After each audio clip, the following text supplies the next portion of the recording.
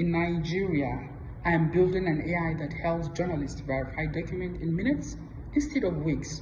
But that raises a bigger question. How can African democracies adapt China's proactive AI governance, its ethics reviews, algorithm oversight, and coordinated regulations without weakening democratic institutions or press freedom? So today, African governments actually faces a false choice. So I built SourceMap for journalists investigating corruption, where reporters are detained over disputed documents. We need governance that is proactive like China's, but accountable like a democracy.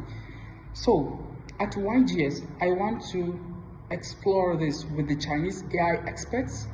So the question is, can governance accelerate innovation instead of constraining it?